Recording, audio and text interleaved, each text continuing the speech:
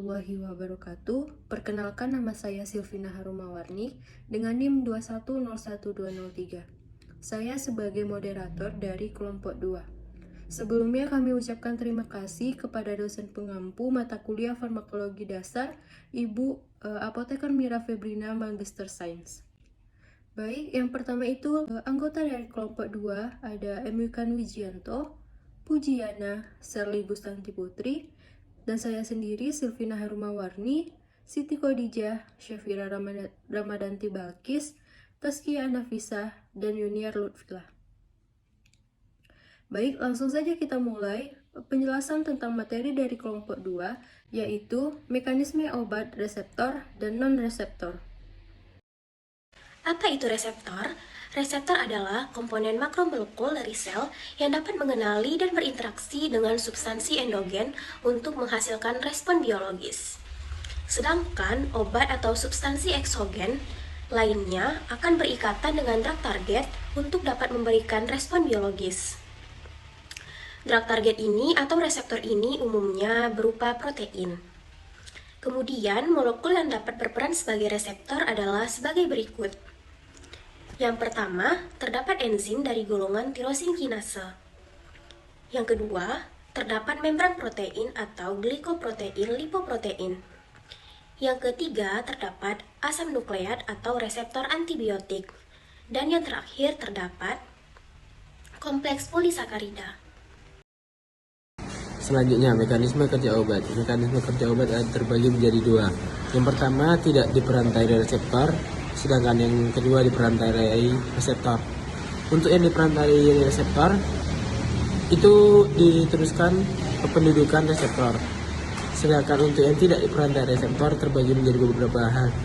Pertama, ada sifat fisika, di mana sifat fisika ada massa fisis, osmosis, absorpsi, rasa, radioaktivitas, pengendapan protein, barrier fisik, surfaktan, dan melarut dalam membran sel.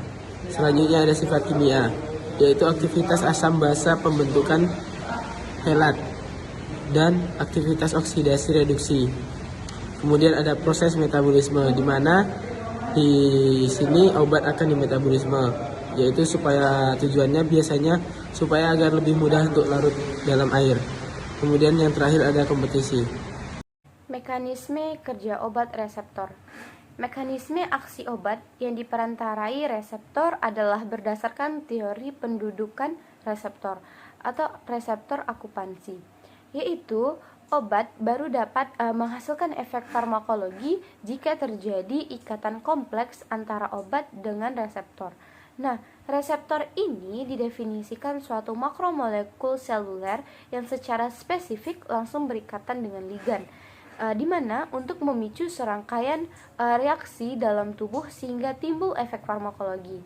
Secara singkat, reaksinya itu dapat disimpulkan seperti drug ditambah reseptor, maka dia akan menghasilkan kompleks obat reseptor. Setelah itu akan menghasilkan suatu efek farmakologi. Nah, selanjutnya ini ada mekanisme dari obat reseptor, di mana kunci itu kita ibaratkan sebagai obatnya dan reseptor itu kita ibaratkan sebagai gembok. Jadi mekanismenya ini seperti kunci dan gembok, di mana apabila obat sesuai dengan reseptornya, maka dia akan menghasilkan efek farmakologis. Nah, seperti pada gambar, obat A memiliki struktur yang kompatibel terhadap reseptornya, sehingga dapat menimbulkan aksi. Nah, yang gambar B, obat tidak dapat berikatan dengan reseptor tersebut karena memiliki struktur yang berbeda. Selanjutnya, karakteristik reseptor. Yang pertama, memiliki spesifisitas. Reseptor tertentu hanya akan berikatan dengan reseptor tertentu saja atau lebih dikenal dengan mekanisme lock and key. Yang kedua, menghasilkan respon yang selektif. Oleh karena spesifisitasnya, maka respon yang dihasilkan oleh ikatan reseptor, substrat atau ligan juga spesifik. Yang ketiga, memiliki sensitivitas. Diperlukan sejumlah ligan atau obat tertentu untuk dapat menghasilkan respon yang diinginkan. Tidak ada obat yang sepenuhnya spesifik dalam aksinya. Pada beberapa kasus, peningkatan dosis dapat mempengaruhi target lain sehingga menimbulkan efek samping. Ini adalah penggolongan mekanisme kerja obat non-reseptor. Secara fisika, terbagi menjadi yang pertama massa fisis, contohnya laktulosa dan biji psyllium akan mengabsorpsi air jika diberikan secara peroral sehingga volume akan mengembang dan memicu peristaltik. Yang kedua itu osmosis. Nah, osmosis ini contohnya adalah laksansia osmotis. Kerjanya lambat sekali diabsorpsi usus dan secara osmosis menarik air ke dalam usus sehingga volume usus bertambah dan memicu peristaltik usus untuk mengeluarkan isinya. Contoh obatnya yaitu sorbitol dan mannitol. Yang ketiga itu adalah adsorpsi. Contohnya adalah kaolin dan karbon aktif yang akan menyerap racun pada pengobatan diare dan sebagai antidotum. Selanjutnya yaitu rasa. Contohnya adalah getian atau senyawa pahit akan memacu aliran asam klorida ke lambung sehingga menambah nafsu makan. Kemudian ada radioaktivitas. Contohnya itu seperti senyawa iodium, dia tuh memiliki aktivitas radiasi pada pengobatan hipertiroidisme. Kemudian ada pengendapan protein, contohnya seperti fenol, dia tuh bersifat denaturasi protein mikroorganisme sehingga bersifat desinfektan. Selanjutnya ada barrier fisik, contohnya seperti sukralfat, dia tuh melapisi membran mukosa lambung sehingga akan melindungi lambung dari serangan pepsin asam. Selanjutnya juga ada surfaktan, contohnya sabun pembersih kulit bersifat antiseptik dan desinfektan. Dan yang terakhir yaitu melarut dalam lemak dari membran sel. Contohnya anestesik terbang. Berdasarkan sifat lipofilnya, obat ini melarut dengan lemak dari membran sel sehingga menghambat transport oksigen dan zat-zat gizi, akhirnya menyebabkan aktivitas sel terhambat. 2. Secara kimia. Aktivitas asam basa, contohnya antasida lambung, yang bersifat basa akan menetralkan kelebihan asam lambung.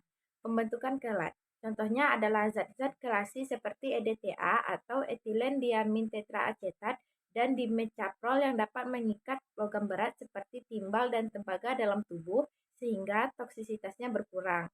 Aktivitas oksidasi dan reduksi, contohnya adalah kalium permanganat konsentrasi rendah, mempunyai aktivitas oksidasi morfin dan stristin sehingga toksisitasnya berkurang. Nah, reduktor, contohnya adalah vitamin C. Nah, selanjutnya ada proses metabolisme, di mana proses metabolisme ini contohnya antibiotik. Nah, antibiotik ini mengganggu pembentukan dinding sel kuman, sintesis protein, dan metabolisme asam nukleat. Nah, yang keempat itu secara kompetisi atau saingan. Nah, secara kompetisi atau saingan ini dalam hal dapat dibedakan menjadi dua jenis kompetisi, yaitu ada reseptor spesifik dan enzim-enzim. Contohnya itu obat sulfonamida. Contoh obat yang bekerja pada reseptor dan non-reseptor. Yang pertama, obat bekerja pada reseptor tuh contohnya tuh ada difenhidramin, cetirizin, propanolol, chlorpheniram, dan lain-lain. Dan obat bekerja secara non-reseptor ada antasida, antiseptik, diuretik, urea mannitol, anestesik umum atau ether, dan lain-lain. Baik, itulah tadi penjelasan dari kelompok kami tentang materi mekanisme obat reseptor dan non-reseptor. Apabila ada kesalahan, kami mohon maaf. Kami tutup. Wassalamualaikum warahmatullahi wabarakatuh.